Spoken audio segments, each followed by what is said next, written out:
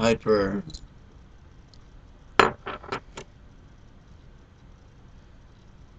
There's so many stages on this journey, and at one point intelligence gives up on the other stages and just lets them go. It's difficult for one of these sages to remember one of these older stages, but it's possible, but the feeling's not the same, and it's not the same hues of vibration for everyone.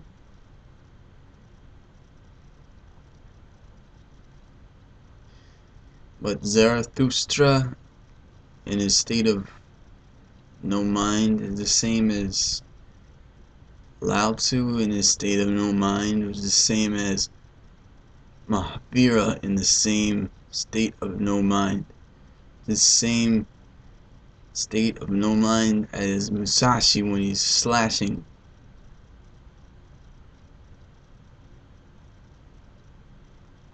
Which is the same state of no mind as someone in a car crash, the instances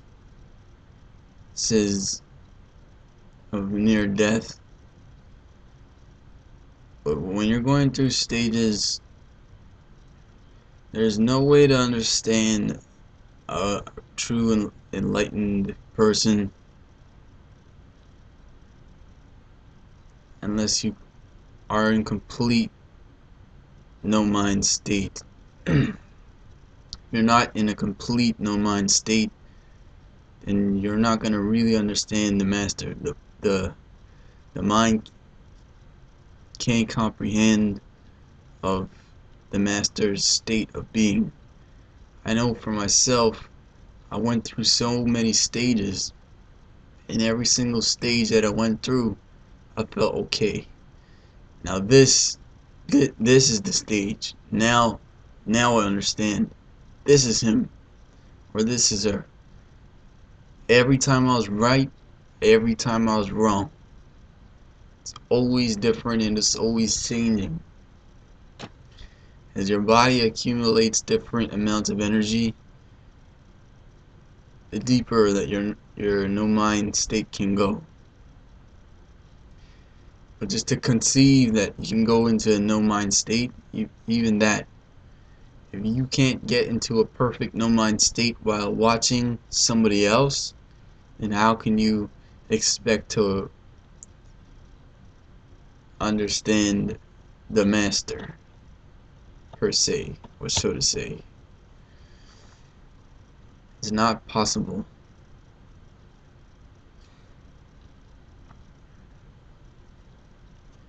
I just remember every time trying to just keep my mind quiet while watching videos of enlightened people on the net,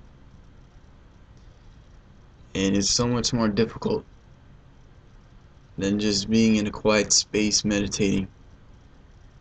So you can never really conceive of that master's being. And don't fool yourself. Don't waste any time thinking, oh, so this is who this guy could be. This is who this person is. But even while you're meditating, you still, at the beginning, you conceive of that enlightened person as a mind, which is crazy. Even though you know, because you understand the concept that this guy has no mind, you still believe this guy has a mind. You believe this guy has an ego or whatever, but he doesn't.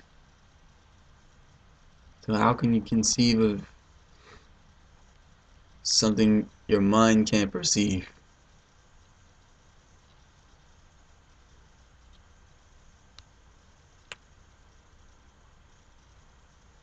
Your mind's so damn limited. Opening up the world into this mystery school is insanity. You have to be a little bit crazy. And everybody likes a different part of it. Some people like the bliss part of it. Some people like the mysterious part of it. The powers of it. Some people like the confidences of it. The intelligences of it. Or the freedoms that they receive from it. So you need someone who's going to tell you all those things. And usually the mind or the soul connects to one piece of it. That's why everyone has a different journey. On my Facebook, I'm talking to this Swami guy who he only wears white. And he says, he types to me that the world is only bliss. There's bliss, bliss, bliss. And then once you die, there's bliss, bliss, bliss. For me, no. There's a lot more than that. The advancements of this monk type of stuff is combining the two worlds, the material world, spirit world, and nature together in one unison, working perfectly well in a functioning society.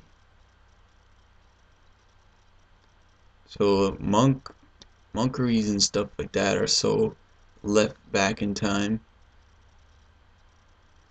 You know, they can kick my dust because I can teach these people quickly, very fast. But a lot of these people who are trying to become enlightened, they're also hypocrites. And that's for some reason, a lot of them won't reach to those stages because they're hypocrites. As soon as you drop your hypocrisy, that's when you latch on to your full honesty. And that's when God sees you. That's when God recognizes you as an honest person, not an honest mind. God knows and you know. God knows that the mind is not honest at all.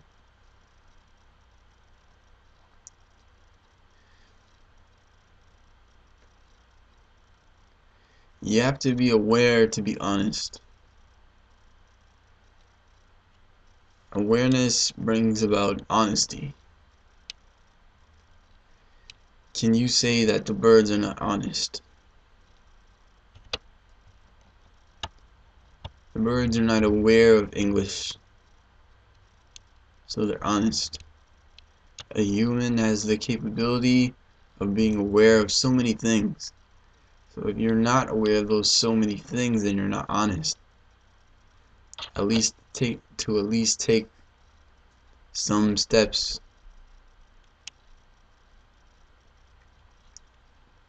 Now, it's not to say that you have to search your whole life. Everyone has a different path. So for this guy in this Facebook path, his path was white, which is just, okay, everything's peace, bliss, and love. For me, it was black. Everything is peace, bliss, and love. There's a real difference. And it means everything. The world doesn't need that guy.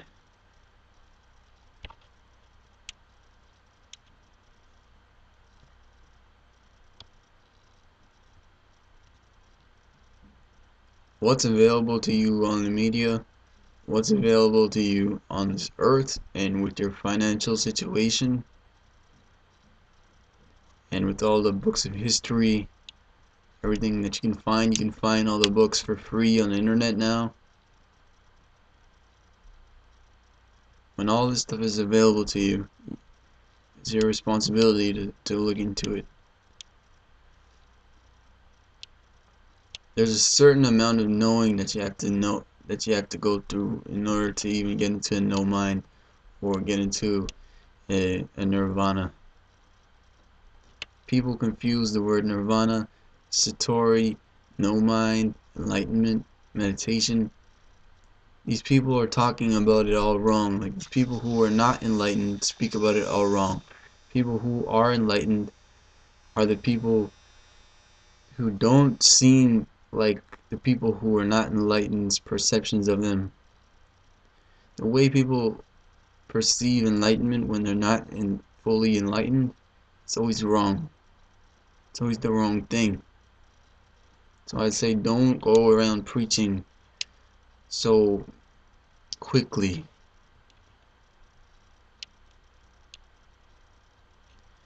So furiously at this world that you want it to change and everything out of your own love and heart and compassion. Don't even bother.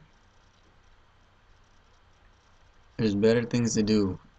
In all of them, when you sit beside a master and you are enlightened, then you'll know what a real master is, and that's the only time you will. Anytime before that, you won't. If you haven't gone into nirvana, you have no right to be even speaking about any of these master people or enlightened people as if you know who they are, or as if you know what they do or what they would say. There's so many, like yesterday, a guy was saying to me, I forgot what he's saying, but he say, this guy would agree with me, this guy would agree with me, this guy would agree with me. But I know for sure that they're not going to agree with you. Enlightened people don't agree with anyone. No matter what you say, they'll say the opposite thing and give you a deep experience for it. Because their role is to flip your conditioning so that you give it up. Flip all conditionings. Give up all concepts and give up all rationales. Not just one. Like if you point at this one thing, he's going to point at that one thing and just say, drop it. There was a king who came to the Buddha and he wanted praise from the Buddha, right? So he wanted to get some gifts for the Buddha to give him so that the Buddha would like him. He saw a guy beside his little lake farming and he saw a nice lotus flower while he was on his way, on his horse, in his carriage. Opened the door and said, get me that lotus flower, I'm going to give it to the Buddha and he's going to like me, he's going to love me. So they gave him like a whole bunch of rupees for it, and then they were driving by and he thought of this huge diamond. He thought, if I could get the Buddha a huge diamond, he's bound to like me. So he searched through town to try to find the biggest diamond in the land. And he found a huge diamond. And he bought the diamond from the person who had found it for a whole bunch of rupees. So then he went to the Buddha after such a long journey and trek with the diamond and the lotus flower, and the Buddha just said, drop it. Drop them. And you can imagine how offended this king was, being such a repressed person, just wanted to kill this Buddha right there and then. And almost all the enlightened people just make you want to kill them. So if you don't see this type of thing and this type of insanity, and I don't think you really understand what an enlightened person really is. What an enlightened person does is he becomes an idiot to you and makes you feel like this is not an enlightened person, but then afterwards, through the day after, you think about it. You have to think about it because your mind's such a flustered perception. And afterwards you realize, yeah, okay, because the people, you have to remember, the people of the past were all illogical. They didn't have so much logic. It didn't make so much sense. They didn't have all this technological stuff. It's more earthly, more modern.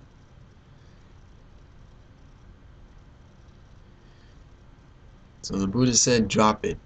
Drop the lotus, drop the diamond. And the king's like, what? I got these diamonds and this lotus for you. I thought you would love it. I thought you would love me for it. And he's also saying this guy's a friggin' idiot. Doesn't he know anything? This Buddha guy thinks he's a Buddha. This Buddha guy thinks he's a Buddha. He doesn't know anything. This guy doesn't know nothing. So the king told him, "Oh, I got these for you. I thought you loved them. They're gifts for you. They're the greatest gifts of all the kingdom. The most beautiful flower in the kingdom, and the most beautiful gemstone of all the kingdom, all the land." And the Buddha said, "Just drop it." And he did. The king dropped the lotus, fell to the floor.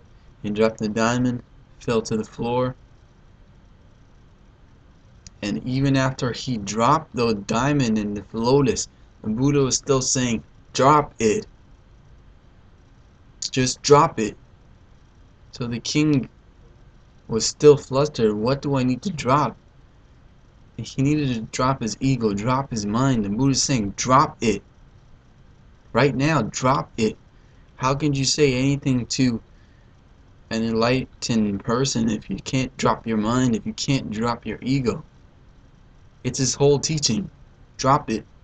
Papaji, what does he say? You keep quiet. For 1 second in your life, keep quiet. Because the mind just talks, and what he's talking to is the mind. To say, keep quiet. You keep quiet. What does the Buddha say? Drop it.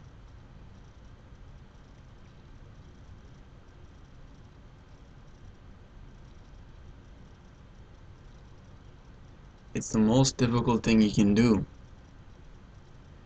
That's why these people do all these strange methods.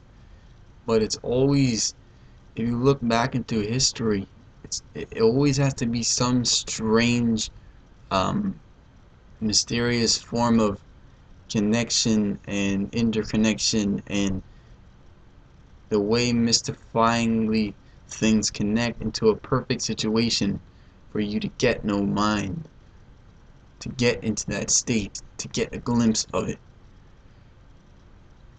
All the Zen stories, all the mystic stories always find some way to get you to drop your ego and to get into no mind outside of normal circumstances. There always has to be something, though, something that's right for you. So you could think you have to find the right person that's right for you just because this person is solid for you, because they wrote this book that's solid, or you've seen them give this lecture that's solid. But if you really met those enlightened people, you'll see that they have no solidity. They have unbound potential. And they're never attacking. They're never not attacking. It's always a flux.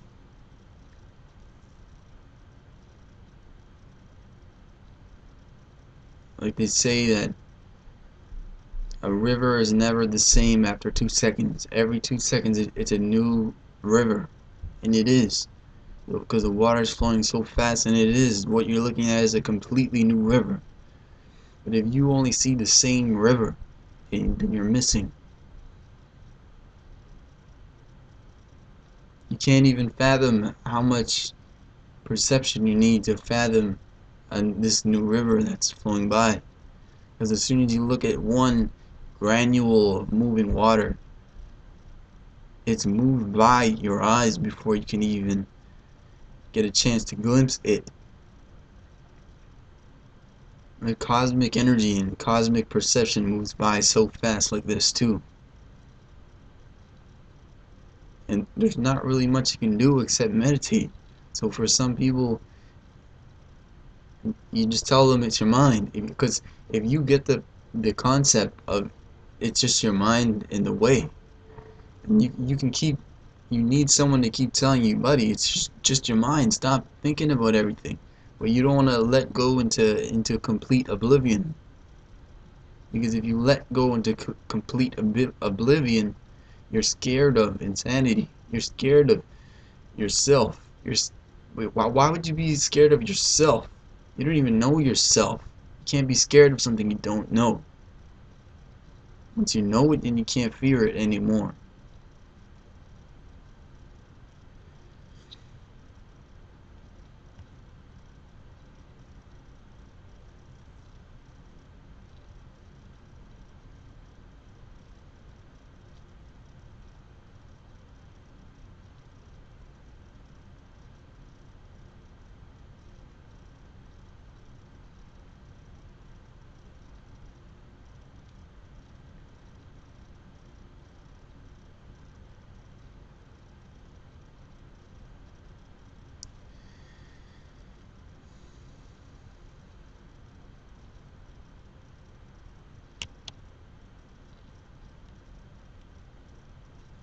And there's stages,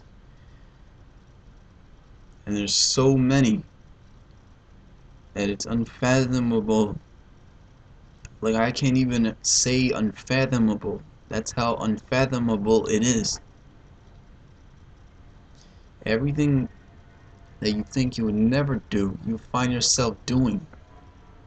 But these people take it out of context, and they say there are these people attacking people naked nowadays. But no, those people attacking people naked are possessed by demons. Being enlightened is the exact opposite of a demon. You're a spirit being, a spiritual being. You're not a demon. You're not a jinn.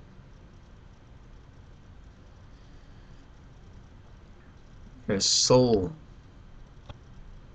A soul that feels, that has love.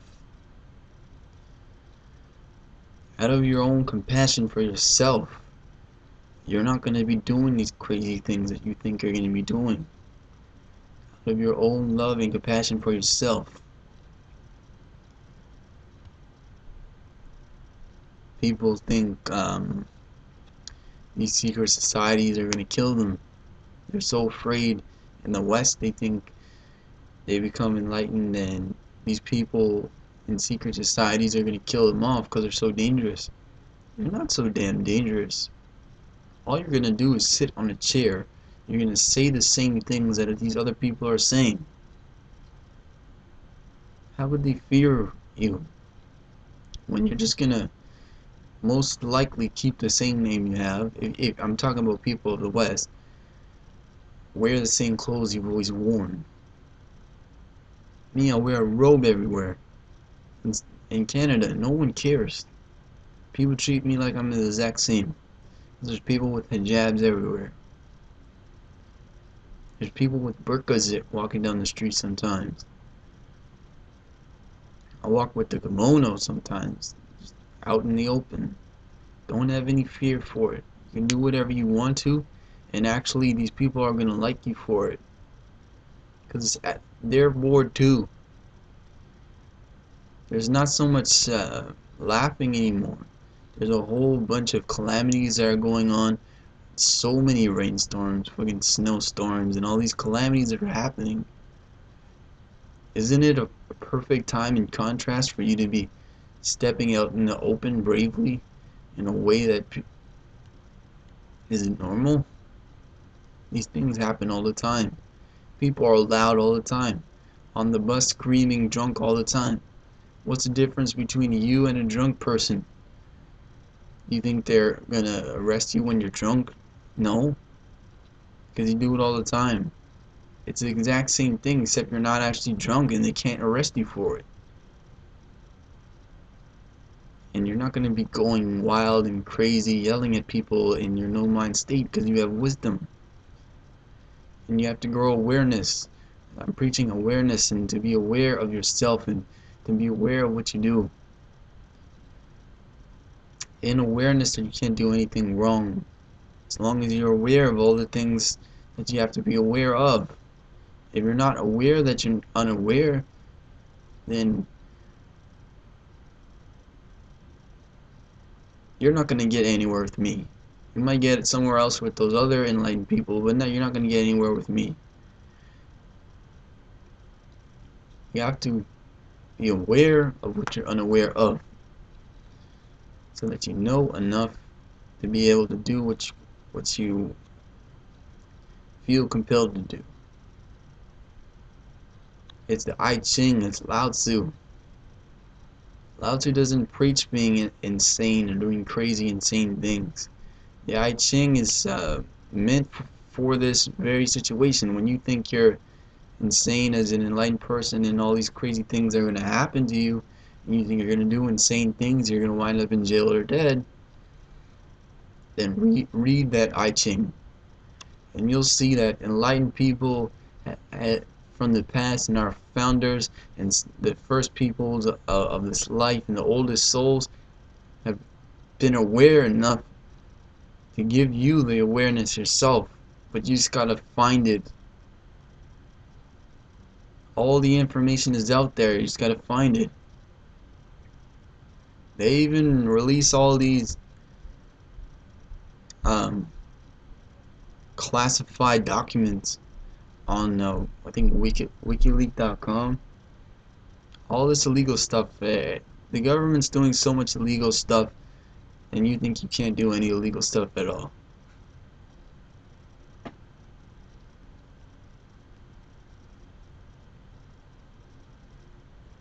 The I Ching it shows you every situation of life that you'll ever run into and how to handle them and how to move the same way that water moves through the river so that you don't make a mistake. It's the same as Kung Fu.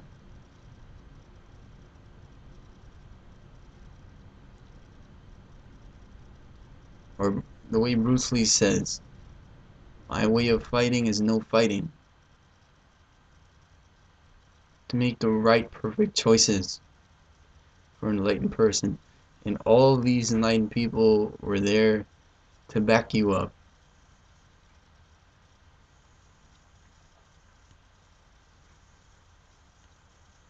It's all one big community. What's the difference between enlightened people and normal people? Enlightened people support everyone. A real enlightened person will give you everything you need to know. He'll be really mad about you, but he's going to tell you you can do what you want to do at the end of the day. But he spent 99% of that time saying don't do what you're doing. Don't do anything that you want to do. And at the end he'll just let you go to say, okay, do whatever you want to do now. Now that you've actually heard me out, now that you have the awareness of it, now go do what you want to do, and we'll see. Because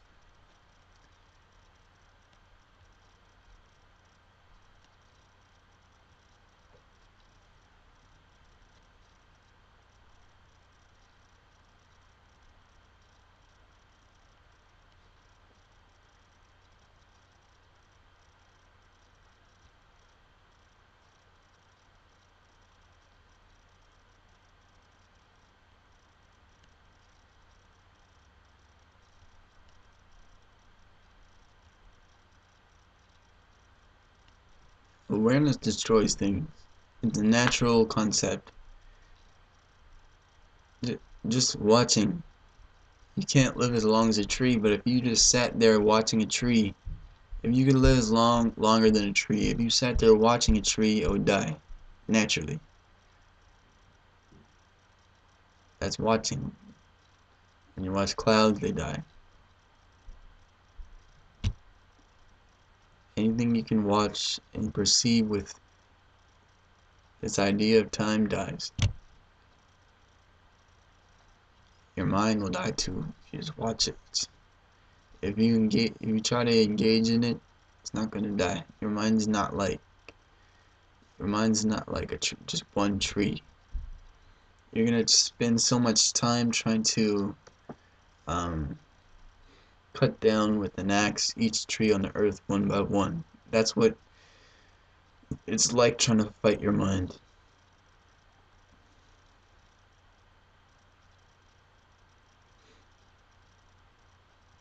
You believe yourself as the ego to be some kind of fire. Fire to kill your own mind. It's not going to work for you because when you engage in the mind, it's the anomaly amongst nature. It's against nature. It's opposite of nature. Your mind is not nature. You can't treat your mind like nature. If you think you're gonna light a leaf on fire, it's gonna light the whole forest, and you believe you're that fire, you're wrong. The mind's gonna create more fake trees for itself and tell you, look, I'm making it more healthy, I'm making it better. And then when you're feeling better, at some point in the day, it's gonna tear you down. You can feel like shit again. I know, like, when you're a teen or when you're a kid, you can still feel good because you have no choice. You're just trying to play and stuff. And like in high school and stuff, like, you could still feel good. And then as you get older, you start to realize your mind is taking over. But even at that time, when you realize you lost your awareness that you had, your awareness that a child has. So to keep this awareness is to keep control of yourself. Now it can be asked, why would you want to control yourself?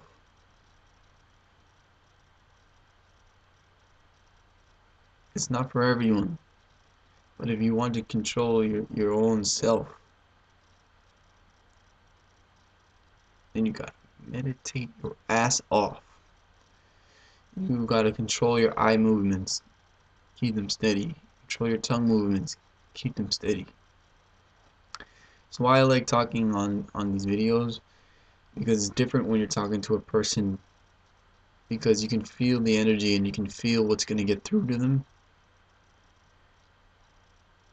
So when you speak to them in person, you realize that if you say what you want to say, it's gonna lead them down the wrong path. So you gotta treat a conversation like a river. Let it flow. You gotta let go of your own ego, your own wanting, and just to let the conversation flow. What the ego does is it creates dams and rocks in the river. Every beautiful conversation there's ever been has flowed. Even egos can flow. But it takes a spark of love and a spark of meditation to allow the river to flow, the river of conversation, or the river of meditation. It's a simple knack, and once you can tap into this knack,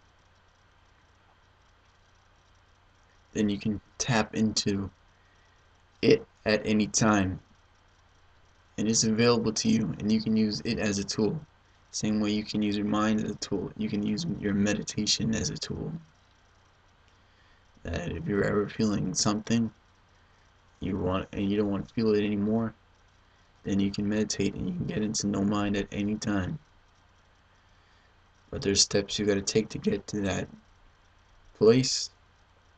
In the same way, there's steps you gotta take to get to the CEO, to meet the CEO.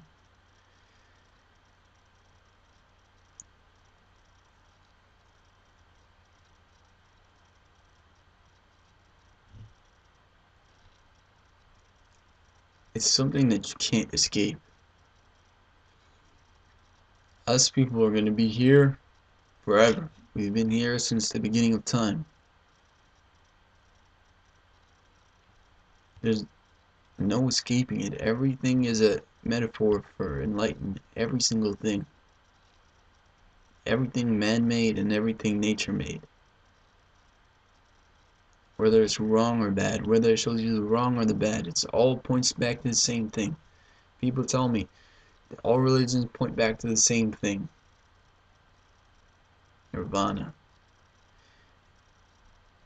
Everything religious, everything mystic, every miracle, every mystery points back to the same thing for us humans.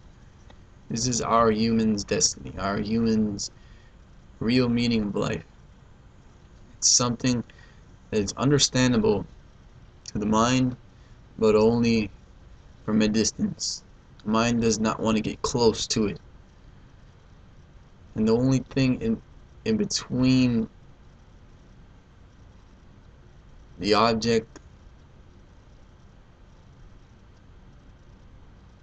from a distance in you is your mind, so you never really see what that object really is, because their mind puts so many veils,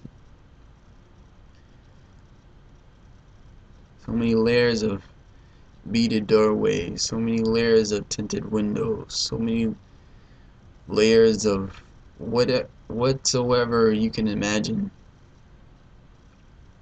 is there, and your mind is looking blindly at it, imagining it from afar, saying it knows what it is. Your mind's looking through the most heated thunder rainstorm that it could possibly muster, and saying that it knows what it is and telling you not to go through that lightning storm. I'm saying go through the lightning storm.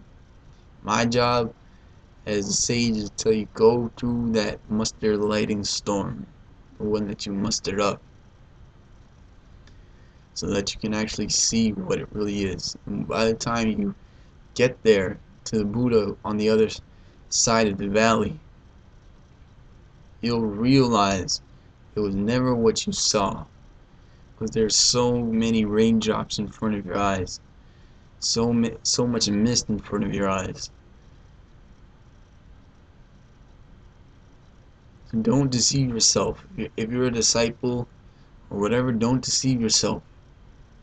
You have to trust a sage like me, someone who's actually been through it.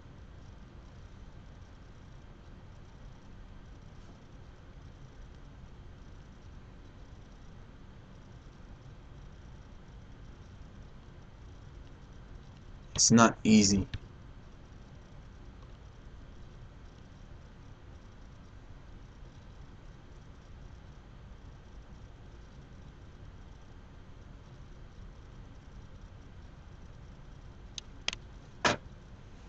This is not all there is. So who are you telling this is all there is to? After what I've just said.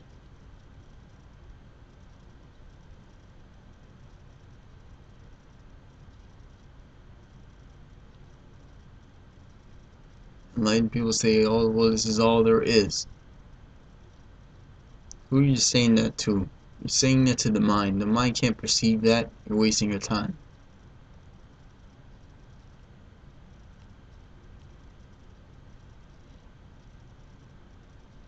You're telling them to give up, not to go through with meditation. You're saying, oh, this is all there is.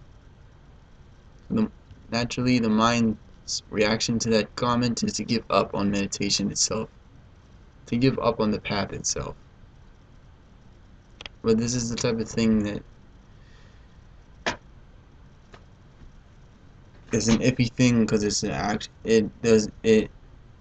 it's work in this life.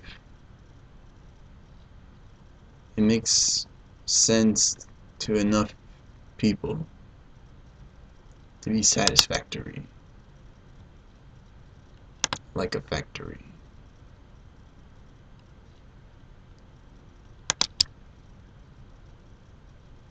Imagine if this whole world just said, this is all there is.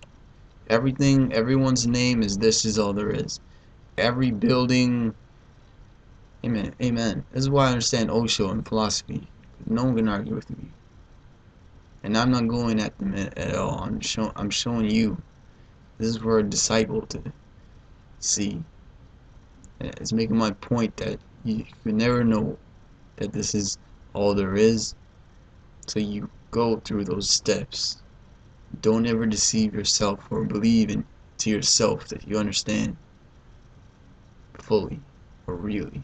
Don't lie to yourself, since it's going to hinder you and take more time. Imagine every building and every company was called "This is all there is." Everyone's name was "This is all there is." Everyone's walking around saying "This is all there is." Every car is called "This is all there is." Every movie is called "This is all there is." The wise person said, "This is not all there is, and you guys are all stupid."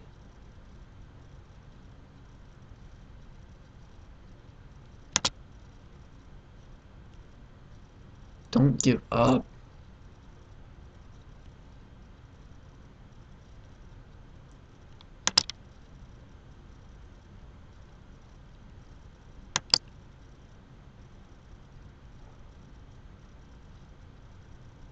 When you start, usually a lot of times when people start to get glimpses, they give up.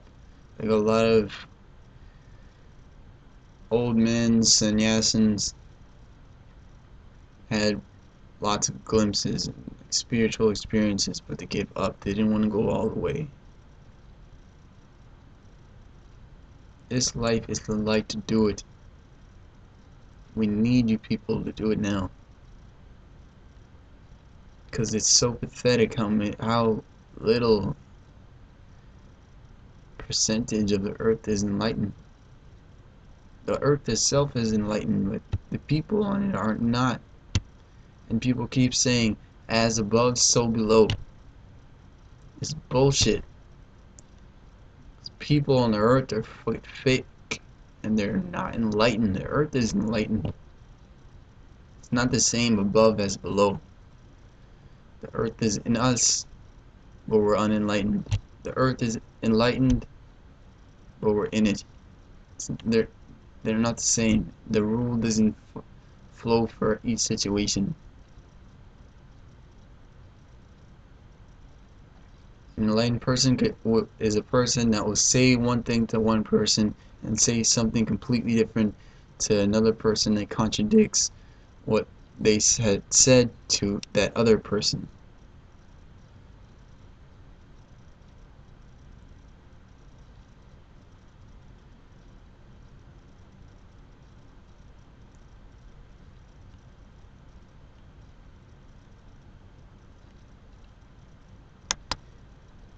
There's a lot of things I could say about this.